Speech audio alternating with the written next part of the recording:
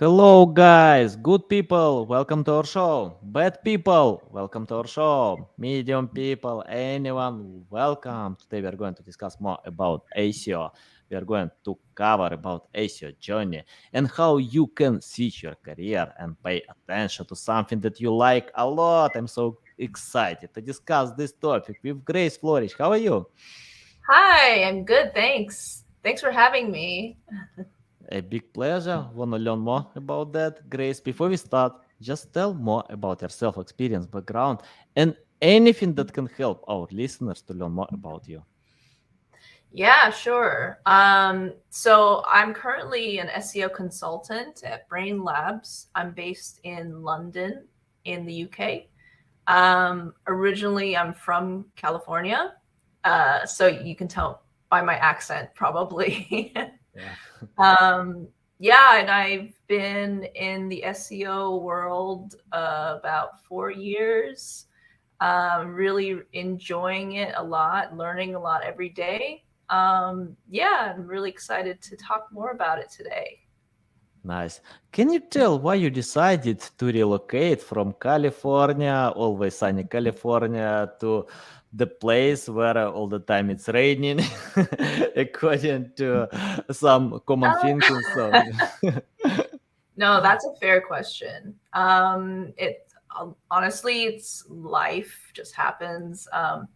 My husband got a transfer to London for work, so I kind of said, "Hey, I guess I'll go with you." Ah, okay. It's family business. Yeah, got it, got it. Yeah, but yeah, it's okay to be together all the time. Okay, Grace, let's start from the basic. Can you tell about SEO journey? Because I see all specialists have different background, and they don't get education on universities. In most cases, we can start from something else, then switch attention to SEO. I remember Brandon started to post about weight loss. Many other experts have background in marketing or content creation or writing or web development design. Yeah, it depends. We are different, but in the end, we are coming to SEO. Can you tell why you decided to switch your attention to SEO and what is your original background? Yeah, absolutely. So SEO is my second career. I originally worked in the fashion industry, and I was based in New York for about 10 years. So I came from the fashion world. um, yeah, mostly I did product development, project management, that kind of thing. And then, after 10 years, I decided I really wanted a change. I wanted to kind of do something very different. And I took some time off to explore what I wanted to do. Um, and, SEO came up just from research and from Googling, really. Um, and yeah, I guess here I am. I kind of fell into it a bit.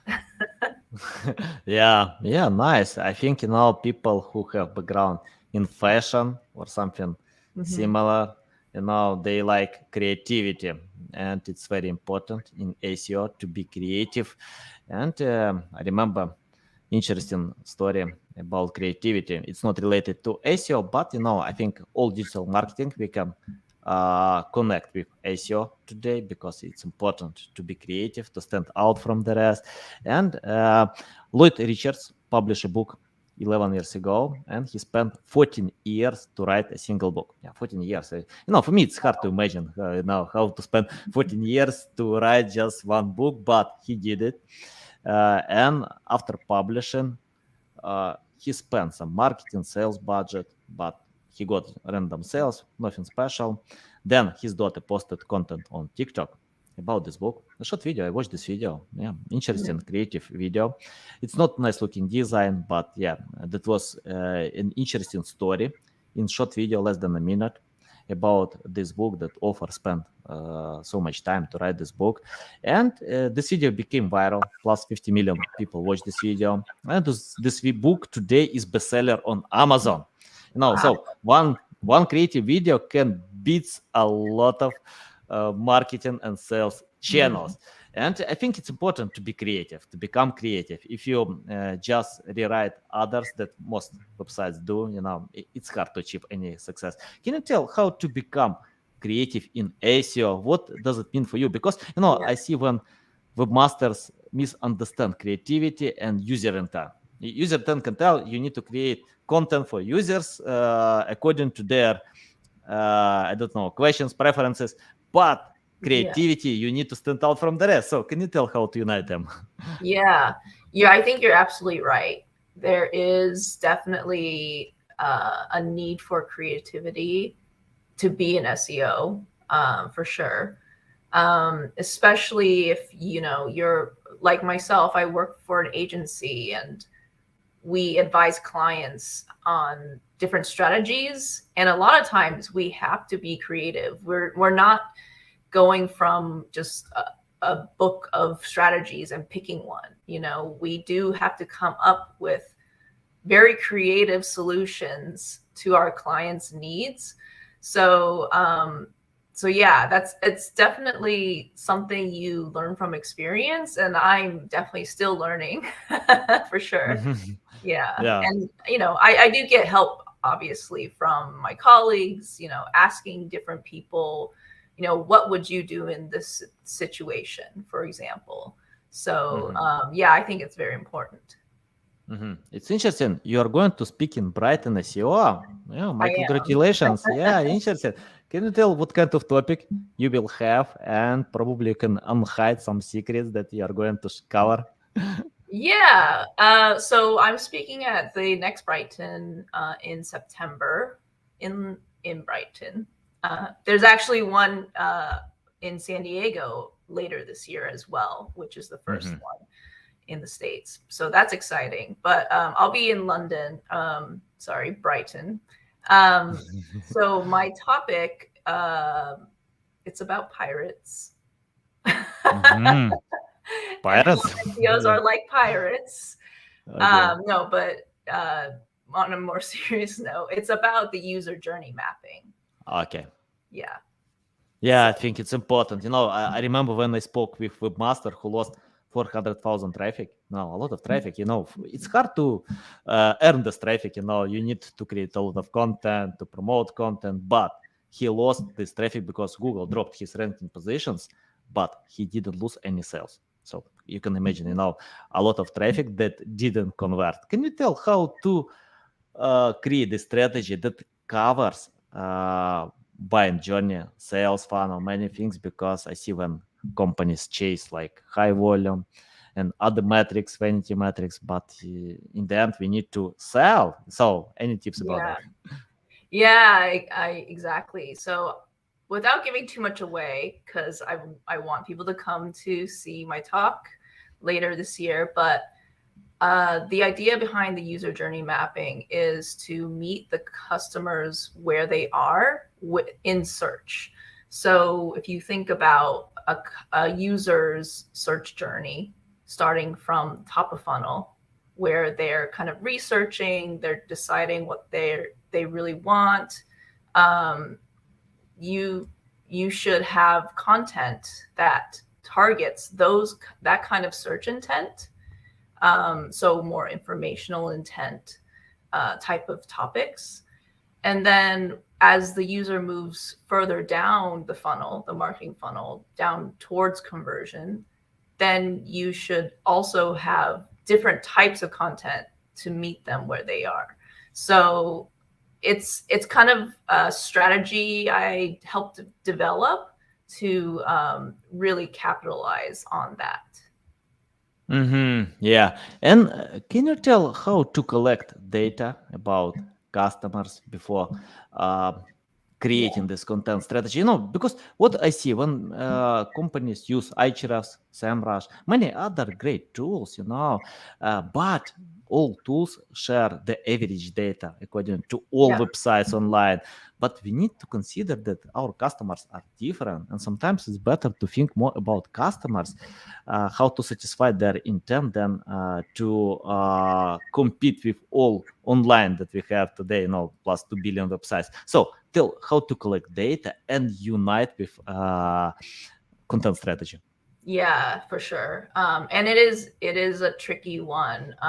Yeah, because users are all different.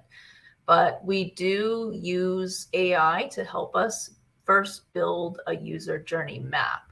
So there's like there's a tool that we use that helps us build it out first, so that we can see top level, what users are, what the user journey kind of looks like as they move through it. And then we also feed all of that data into a bespoke tool that we actually developed. Our tech team at Brain Labs developed this tool that helps us determine what's the best split of keywords to target, search intents that are most profitable, or the best ones to invest in for our content strategy. Okay, let's talk about creating content. It's interesting. Okay, we have keyword research, we group them, we know our priorities, but today, especially today, when we have AI, it's hard to ignore this topic. And I think AI can help a lot because, when companies paid for copywriters who just rewrote content, they don't need to pay this money. They can save them and just to do the same nonsense on AI to get this low quality content, even much better than rewriters can do, because AI consider grammar structure, many other things. But anyway, we need to create high quality content, and I cooperate with many great writers who can post on Forbes, Investopedia, many other great websites, and all of them, without any exception, all of them use ChatGPT, all of them. Yeah.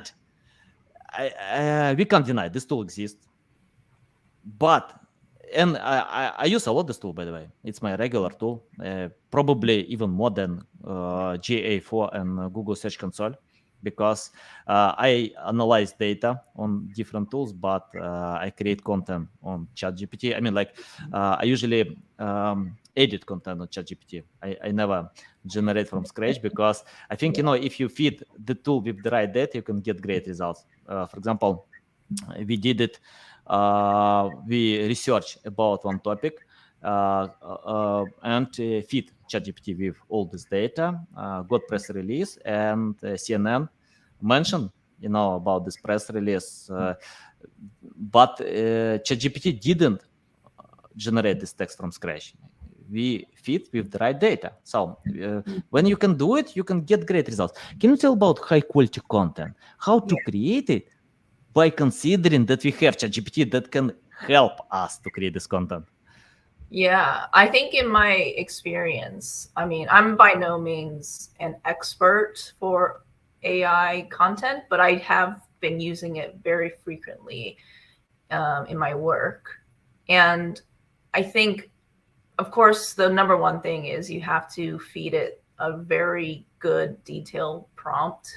First of all, like you said, if the data is good, then the outcome will be even better. So I think that's very important. And I also think you kind of have to put your own spin on it as well. It's almost like, if ChatGPT was like your writer and then you're the editor and giving it feedback. So it's like a back and forth kind of thing. So, and that's another way that gives much better results as well. And can you tell your methods how to hire experts who can write this great content? I mean, even text, to create this text, because I think the text is foundation of any content. If you have no great text, you can skip many things like design. For example, Investopedia or Wikipedia.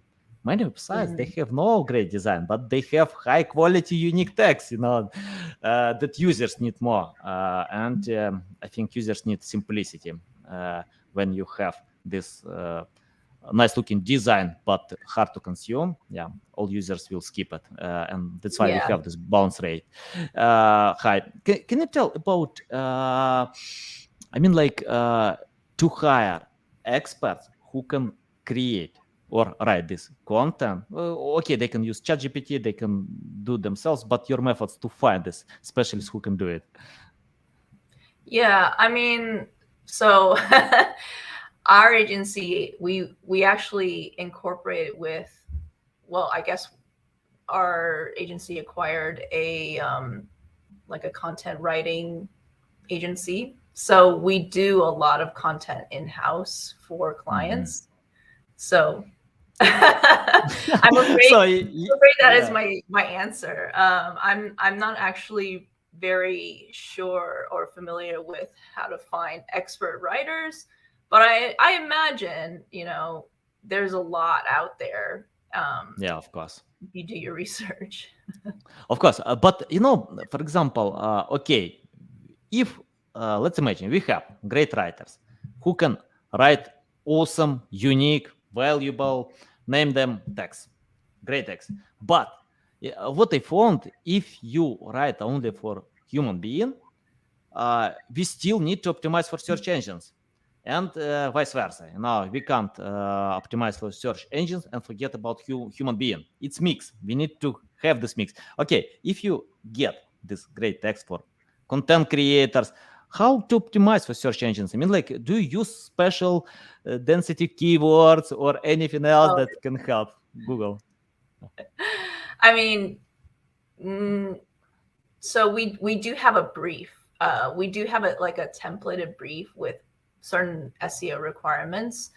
But again, as you said, this content should be about their users first.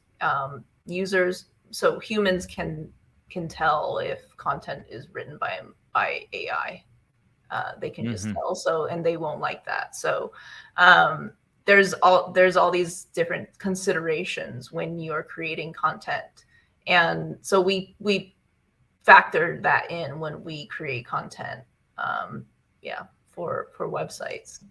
I think that I can feel AI written content, even editing content, because I did a lot. I generated a lot of content on ChatGPT. I tested many things, and I can feel it. I can feel all these Yeah. words. When that was written with AI, yeah, you can feel it. And I think users can do as well. So today it's not good time to cheat users, Yeah. but anyway, you can use this tool. I use a lot, but with editing, if you edit, then results will be great. Okay, Grace, I want to ask about other aspects like technical optimization, website speed. Can you tell how it's important today to optimize with these parameters and how it can impact the ranking positions? Yeah. So when I first started in SEO, I think technical SEO was a very big challenge just because I didn't have that background. But the more you practice it, the better you get, and that's true for most things. So in terms of technical SEO, there's always like the base things such as metadata and looking at indexability and crawlability of your pages, as well as looking at JavaScript. And I mean, I could really just go on. There's a whole list of things to check for. So and then, sorry, what was the second part of your question? I mean, like, what kind of tools do you use to check technical optimization, and how it's important to optimize with technical optimization? Because when I check out Google Search Console, Screaming Frog, many other tools, I see a bunch of errors, a lot of errors, and sometimes we don't know what to what to fix first, and I think it's a common issue. We need to know critical errors that impact a lot more, that is Yeah. important to fix. So can you tell your methods? What tools do you use and how Yeah. to find these critical errors? Yeah, I mean, I'm one of those Screaming Frog users. I find the tool easy to use. And you're right, when you don't know the foundational things about technical SEO, you can kind of get lost in the results that it shows. So sometimes you'll see a lot of errors that come up, but if you don't have like that context behind, oh, actually this website is set up a certain way, so seeing those errors makes sense, that kind of thing. So it's good to really have context about the website and how it's set up, first of all. And then the other thing is checking this, and this is something that I think sets someone apart from being, a very knowledgeable and critical thinking SEO versus like just kind of going through the motions and downloading the output from the tech checks and then sending it to a client, which I've seen. I've seen that kind of output before, where they send like all these errors you need to fix. Here you go. There's also the element of prioritizing what's the most important for a specific website. It has to align with the website's goals, and maybe it has to align with their dev team. Maybe their dev team has certain priorities that are top of the list. You really should be looking at that and also aligning, okay, like these tech errors align with their roadmap, so let's try to get those fixes in first. So there is also the element of prioritizing the tech fixes as well. Yeah, nice. Grace, let's talk about something that almost all SEOs hate about link building now. And today, yeah, it's even harder to get results with link building because overwhelmed, overpriced, and but I think it's time to think more about quality than quantity, and even a few Yeah. backlinks can change the game. Can you tell how your agency can decide this issue? Do you have a team of outreachers who can write million emails, or you use some other strategies? Oh gosh, link building. Every time I see something on social media about link building, I'm just like,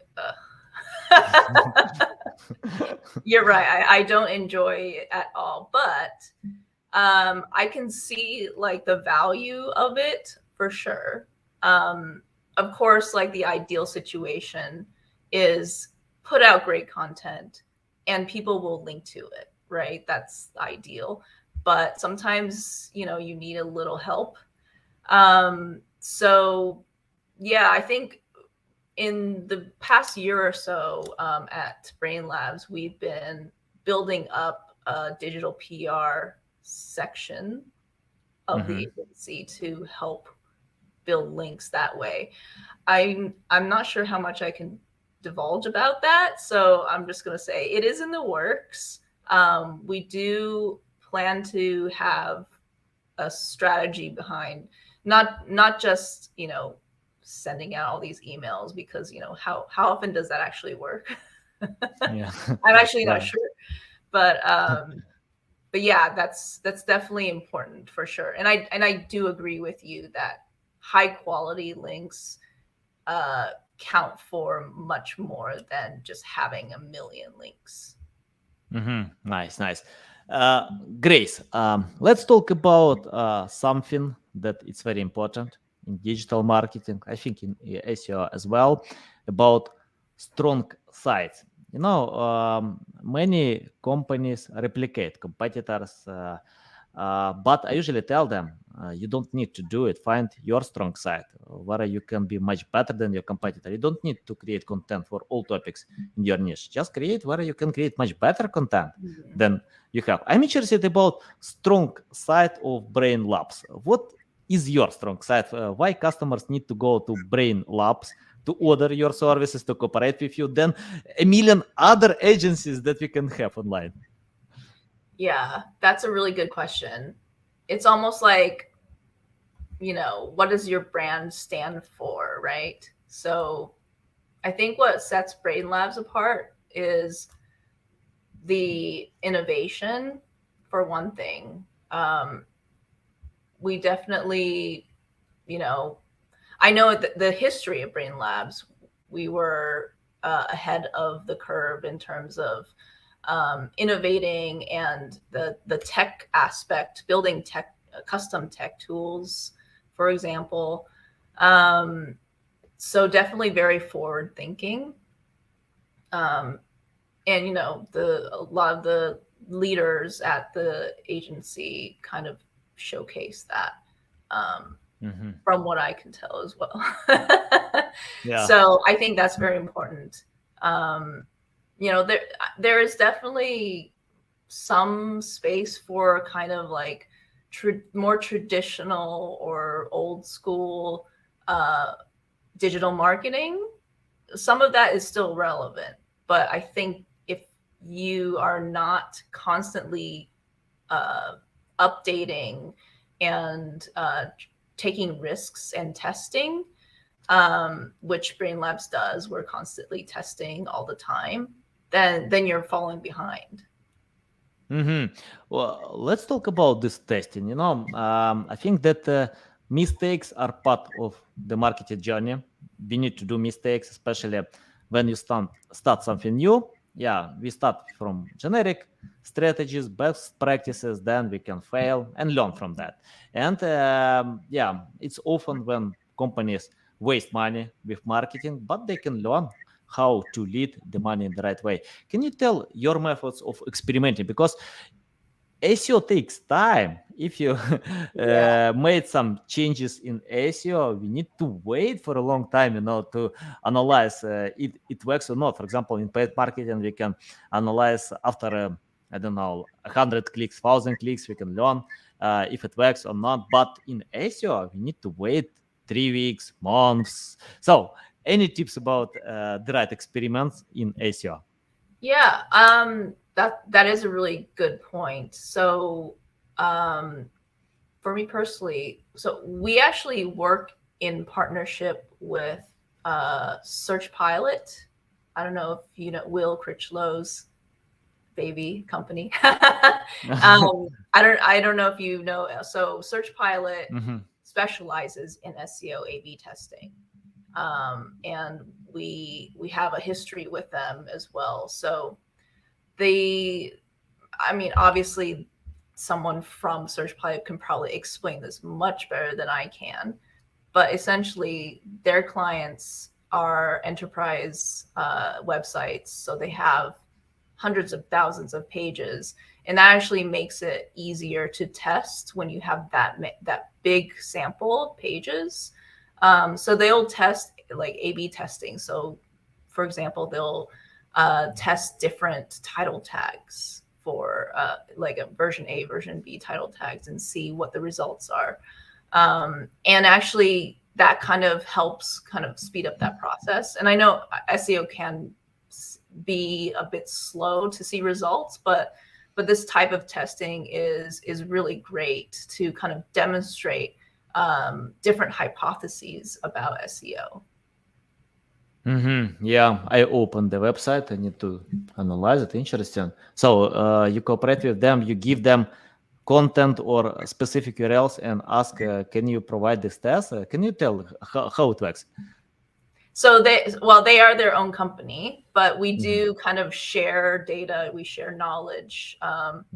Just a bit of background. So Will Critchlow, I don't know if you've spoken with him before, maybe not.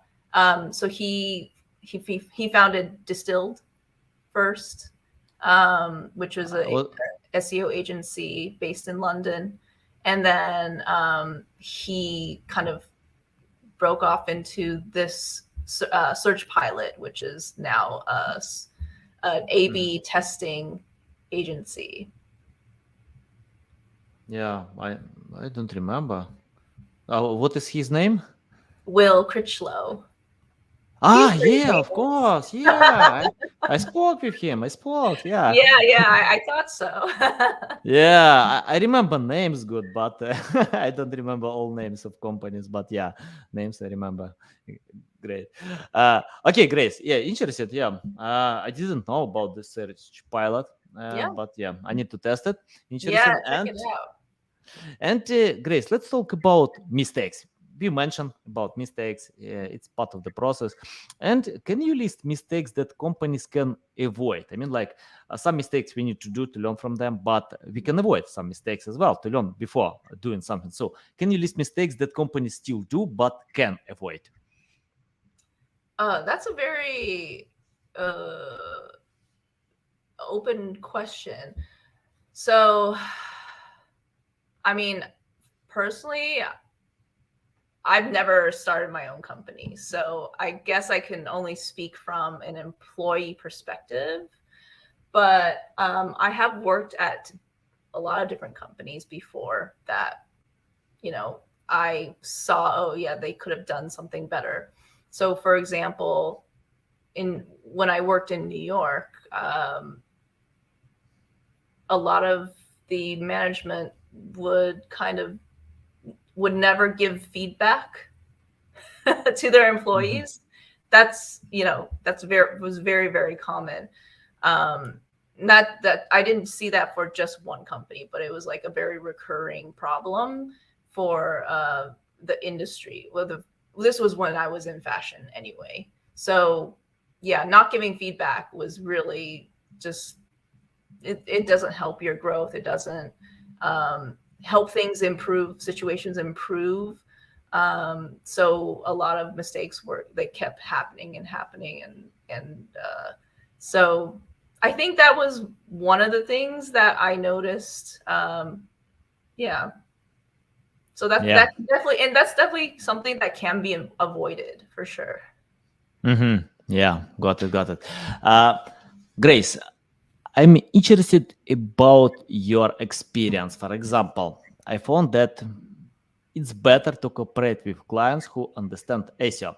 If they understand, yeah, we can cooperate like a cohesive team. We know why we need to create high quality content, what kind of content to create, why we need to think more about traffic value than getting just more traffic, and many things. We speak one language, but if clients don't understand, usually tell them, take my course, learn from Lily Ray, Jeff Coyle, Mike Phillips, Chelsea Aldris, many great experts. Go to YouTube, go to Google, just learn, get the basic, understand how it works, then we can cooperate. Because it's the same like if someone wanna, I don't know, like build muscles or learn foreign language. Mm. The best coach can help you if you don't understand how it works. If you don't help the coach, I mean, like to do together this dirty job. Let's imagine you started today from scratch without any experience, knowledge, skills. You are still in California. You didn't migrate to London. And what will you do today to learn more about SEO? What would I do, or where would I start? So I would start by just research and a lot of reading. So reading things like, the Moz blog or the Search Engine Journal, or um, I don't know. So there's so much resource out there that you could just kind of self-start, which is actually similar to what I did when I first started. So read as much as you can, but there comes to a certain point where the theoretical, like SEO, can only take you so far. What you really need to do then is to do SEO and practice it. So yeah, you can't learn it just by reading. You have to kind of get your hands in there and do it. Um, So yeah, that would be my biggest advice about learning it. Yeah, I agree. I agree. I couldn't agree more. You need to make your hands dirty. If you don't, I don't know how to get results. It's the same like if I read 100 books how to play soccer. How I can compete with Leo Messi, Cristiano Ronaldo, who prefers to hit the ball 1,000 times a day, you know? So, Yeah. yeah, it doesn't matter what you do, you need to practice more. You can learn, that's okay. Yeah, I learn a lot. I read books, I consume different content, but I know that practice makes miracles. Knowledge only shows the way where you need to go, but Yeah. how to open this door, how to come, yeah, you need to practice. And Yes, I agree. yeah, Grace, I wanna ask about AI. It's hard to ignore this topic today. Yeah, we chatted a little bit about AI, but anyway, I remember Jeff Quell told me on my podcast that in the future we will have three companies. The first company will create AI, develop AI. The second, implement, and the third company will be obsolete. Who can leave the trade? Can you tell how Brain Labs can implement or develop AI? What kind of goals do you have to use AI? How it can help to increase productivity and results? Yeah, for sure. I know everyone is talking about it. I think we're not going to stop talking about it for a long time. Yeah. We're already using AI to improve workflows internally. That's step number one. It's definitely a work in progress. It's always like you try it out because AI is still developing. It's not perfect yet. Um, so you use it, we use it, we feedback, maybe improve processes that way. One big way we're using it is, of course, with content development, content production, and we want to try to use it much more to make us faster, really. And I think that's one of the big things we need to be capitalizing on is using it more to improve our processes. Another thing really, and I'm sure a lot of SEOs out there can relate, is the whole keyword research process. Mhm. It can take a long time. It can be a bit boring for, doing it manually. So we're trying to also speed up that process using AI. Yeah, nice. And Grace, my final question about the future. I Yeah. have my crystal ball, but I can tell anyone it doesn't work. I tried when I bought crypto. I felt that crypto will go up. It went down. Anyway, I never put all eggs in one basket, so I'm okay. That's okay. I can, invest money that I can lose. And I want to ask about the future in SEO. We get a lot of questions. SEO is dead for many years, but today we have different signals like chatbots that can replace SEO. Probably Apple is going, not probably, yeah, Apple is going to launch a headset, and it will be augmented reality. We don't know how people will change habits, but anyway, we still have time in SEO. I'm pretty sure about that because it takes time to change habits. People still read newspapers, Yeah. people still listen radio, and it takes time, especially if we're talking about SEO when almost everyone uses this channel. Can you tell what kind of future will be in SEO in 5-10 years, and how to adapt today to this possible future? Yeah, that's really funny. I actually saw your post about is SEO dead? And I swear people have been saying that for years. So it's not it's not necessarily a new idea, but I tend to be an optimist. I think honestly, SEO is not going to die probably ever, but it's going to evolve.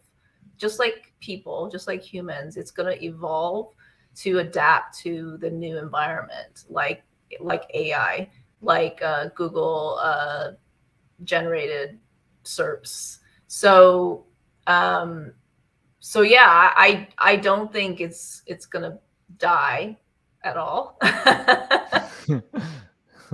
Yeah, I think, I wrote on my post that I think, SEO will be dead 100% because everything has the end. And remember, Jeff Bezos said that Amazon will be bankrupt in one day, but I have no idea when it will happen, So but I know exactly people who market on TV and radio didn't lose their jobs.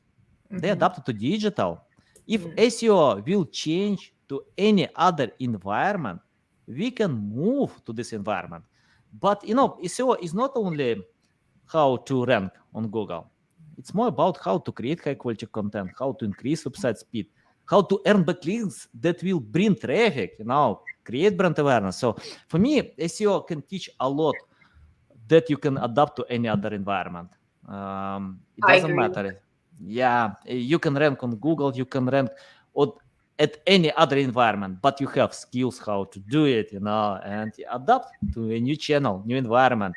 And why I wrote in my post, if SEO is that, you can get even more organic reach, because if you do it faster than your competitors, where all attention will come, you can get great results, because many companies they need time to adapt to a new channel. They wait, procrastinate, and I remember 10 years ago, many companies ignored SEO. Today, all companies have websites. So and it's harder today to compete. That was 10 years ago. And if you switch your attention fast to where attention is, so you can get results. Grace, it's a big pleasure to get on my show, to learn from you. I love it. I'm waiting for insights from Brighton SEO. Hope you will cover all these insights. Maybe I'll see you there.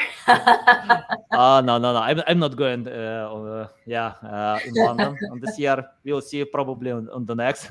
I have no plans about that. But I'm waiting for insights. I will share on my social media, Tell the best way how to keep learning from you, how to reach out to you, how to follow you.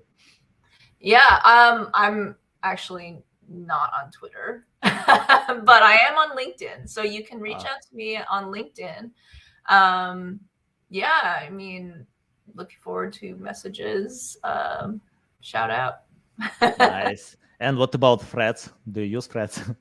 Oh my gosh. So I was actually debating if I should, but I think I'm so curious that I probably will just go try it out. Okay. I don't know. I remember when I tried Clubhouse, and I spent some time there and got it. It's not my format. And probably I'm not alone, because today I don't hear about Clubhouse anything. But threads, I don't know. We'll see. Grace, thanks again. Love it. So valuable. Waiting for insights. Guys, I'm going to share these insights on my social media. You can find links to LinkedIn account in the description below, to the website Brain Labs. You can open links, reach out to the agency, to Grace, to tell that you listen to this audio podcast. Will be great. And see you next time.